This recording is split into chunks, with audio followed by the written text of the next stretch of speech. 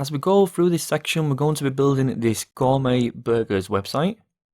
This project will allow us to learn how Bootstrap works and how we can use various components, as well as different utility classes, and also how the Bootstrap grid system works.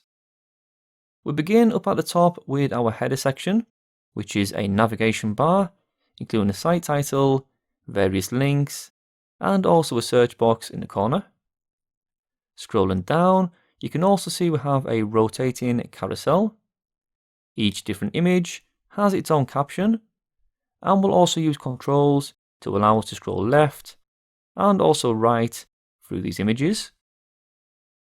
This rotating carousel is one of the Bootstrap components, as is the navbar at the top, and we'll look at various forms of these and how all the classes work during this project. If we scroll further down, we then have information about our burger site.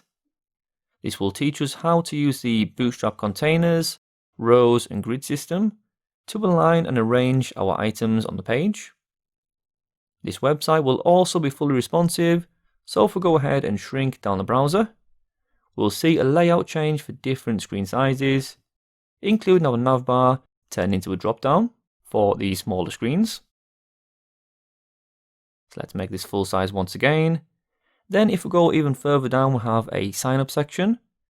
If we click on this, we're then introduced to a modal component, which is basically a pop-up where we can add some information for the user. In this case, we're going to take a look at how we can use Bootstrap form components to make our forms look really nice.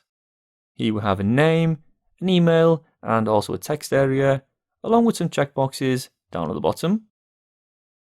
Then finally, we finish off with a footer area down at the bottom.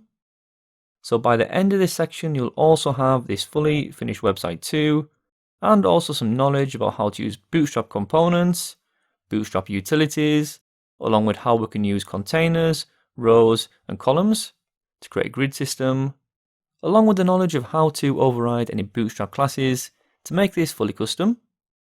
Okay, good, so I hope you're looking forward to this. Now let's move on to getting our project started.